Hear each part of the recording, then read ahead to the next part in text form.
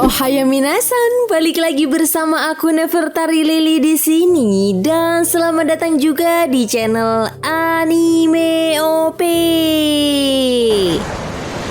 Gimana nih kabar kalian semua? Semoga selalu diberikan kesehatan ya. Karena apapun yang kita miliki saat ini adalah hadiah terbaik yang kita dapatkan. Jadi jangan lupa untuk selalu bersyukur, oke? Guys, sebelum masuk ke pembahasannya, jangan lupa like video ini ya, sebagai dukungan kalian semua untuk channel ini ke depannya. Dan tentunya biar aku tambah semangat lagi ngontennya. Nah, jika sudah, terima kasih banyak dan yuk tonton videonya sampai selesai ya. Let's go! Nah, pembahasan kali ini akan kita mulai dari kedatangan kelompok organisasi kriminal Revolutionary Army ke Tanah Suci Marijoa. Yap, setelah sebelumnya organisasi Revolutionary Army ini telah berhasil menghancurkan kapal-kapal pembawa logistik makanan yang akan diserahkan kepada kaum Naga Langit atau Tenryubito. Kali ini kita bisa melihat kedatangan beberapa komandan Revolutionary Army seperti Belo Betty, Lindbergh, dan juga Morley yang membantu mereka untuk menerobos masuk ke Tanah Suci Marijoa. Gak cuma itu aja guys, mereka juga membawa beberapa pasukan dan para penduduk yang ingin ikut berperang dengan pemerintah dunia. Bahkan dengan kekuatan buah iblis Kobu Kobu no Mi yang dimiliki oleh Belo Betty, para penduduk ini pun terlihat bersemangat meskipun mereka hanya menggunakan sebuah senjata api untuk bertahan dan melakukan penyerangan. Yup, seperti yang kita tahu, buah iblis Kobu Kobu no Mi adalah buah iblis tipe paramesia yang memungkinkan penggunanya untuk mendorong dan membangkitkan rasa semangat orang-orang untuk bertarung. Itu sebabnya meskipun para penduduk ini terlihat sangat lemah, namun berkat kekuatan buah iblis Kobu Kobu no Mi, mereka terlihat sangat percaya diri untuk melawan pemerintah dunia meskipun hanya dengan menggunakan senjata api untuk melakukan perlawanan. Di sisi lain kita juga bisa melihat aksi dari Lindbergh dan juga Morley yang mulai menyerang beberapa prajurit angkatan laut yang sedang berada di dekat pelabuhan Redport. Melihat keadaan semakin terdesak, salah satu prajurit angkatan laut pun melaporkan kepada Sakazuki Akainu apa yang sedang terjadi di dekat Redport, yang menjadi pintu masuk atau akses untuk menuju ke Tanah Suci Marijoa. Namun Akainu tidak bisa membantu. Menurutnya, dia masih dibuat repot oleh para Tenryubito yang memintanya untuk tetap berada di Tanah Suci Marijoa dan mengatasi kebakaran hebat yang ada di sana. Sambil memperlihatkan wajah kesalnya, Akainu lalu mengatakan bahwa dia telah memerintahkan beberapa Vice Admiral untuk menahan serangan dari organisasi Revolutionary Army. Setelah itu cerita lalu beralih dan membawa kita ke perairan dunia baru, tempat di mana kelompok organisasi Cross Guild berada. Yap, di momen ini guys, kita bisa melihat percakapan antara Buggy, Crocodile, dan juga Dracul Mihawk. Menurut Buggy, dia telah memerintahkan beberapa anak buahnya untuk menyebarkan beberapa poster bounty baru milik para angkatan laut. Buggy juga menjelaskan, meskipun bounty para petinggi angkatan laut ini bisa dibilang sangat tinggi, namun hal ini akan menguntungkan Cross Guild dan akan membuat para bounty hunter yang ada di seluruh penjuru dunia One Piece menjadi bawahan mereka. Sehingga dengan bergabungnya para bounty hunter, hal ini akan menambah kekuatan tempur yang dimiliki oleh organisasi Cross Guild. Mendengar hal tersebut sambil membaca sebuah berita yang berisikan informasi penyerangan yang sedang terjadi di Tanah Suci Marijoa, Crocodile lalu mengatakan kepada Buggy dan juga Mihawk bahwa dia memiliki rencana besar untuk menerobos masuk ke penjara Impel Down dan membebaskan si Chibukai yang ada di sana.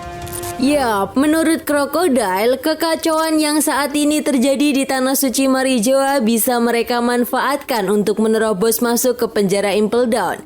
Karena Crocodile yakin penjagaan di penjara Impel Down saat ini sedang dalam keadaan lemah.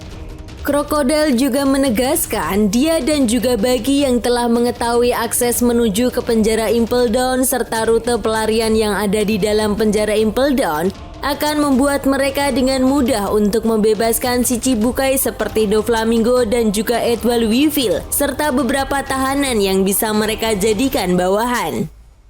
Mendengar hal itu, Mihawk pun setuju dengan rencana Crocodile. Sementara Buggy terlihat panik dan mengatakan bahwa dia tidak setuju dengan rencana Crocodile tersebut. Tetapi karena Crocodile dan Mihawk mengancam Buggy, pada akhirnya Buggy pun mengikuti rencana tersebut, guys.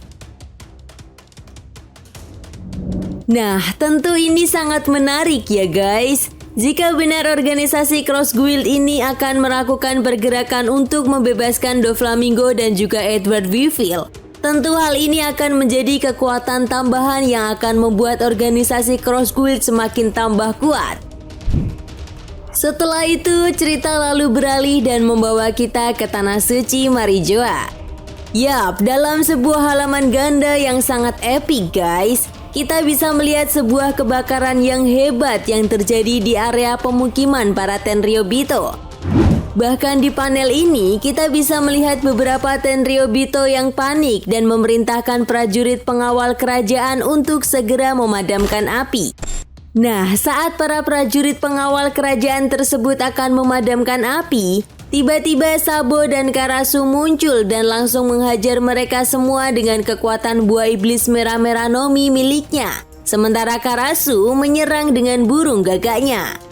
Jelas hal ini pun membuat para Tenryobito terkejut dan tidak menyangka guys jika lagi-lagi Sabo membuat masalah di Tanah Suci Marijoa. Nah, saat Sabo dan Karasu akan pergi meninggalkan mereka, tiba-tiba Sabo dan Karasu dibuat kaget oleh kedatangan Samrock dan juga salah satu anggota Kesatria Suci yang menghentikan Sabo dan juga Karasu.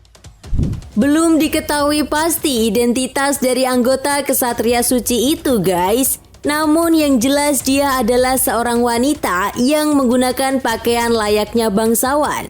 Sementara itu guys, tanpa basa-basi lagi, Samrock langsung mengeluarkan teknik Cerberusnya untuk menyerang Sabo. Sementara wanita Kesatria Suci itu mengeluarkan pancaran aura Housoku Haki yang cukup kuat untuk mengintimidasi Karasu.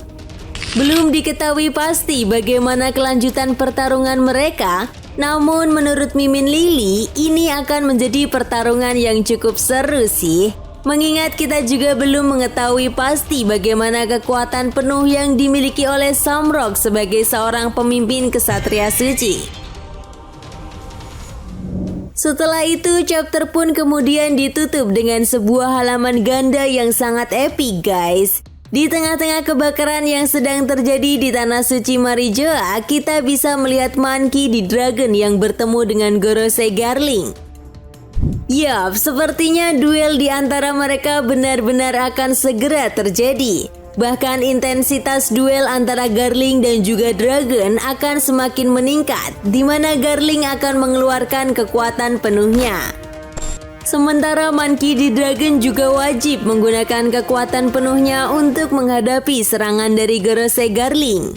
Perlu diingat ya guys, kekuatan keabadian yang dimiliki oleh para Gorosei ini tentunya akan sangat merepotkan. Itu sebabnya seperti yang pernah dijelaskan oleh Skopper Gaban, bahwa kekuatan Housoku Haki adalah counter alami dari kekuatan regenerasi atau kekuatan keabadian menjadi sebuah petunjuk besar jika Monkey D. Dragon wajib menggunakan kekuatan Housoku Hakinya. Agar serangan yang dilancarkan oleh Monkey D. Dragon kepada Gorosei Garling bisa efektif untuk melukai dari Gorosei Garling. Ya, meskipun ini baru awal bagaimana Oda Sensei menunjukkan kekuatan dari mereka masing-masing, namun pemenang dalam pertarungan ini akan sangat menentukan bagaimana nasib dari dunia One Piece ke depannya, guys.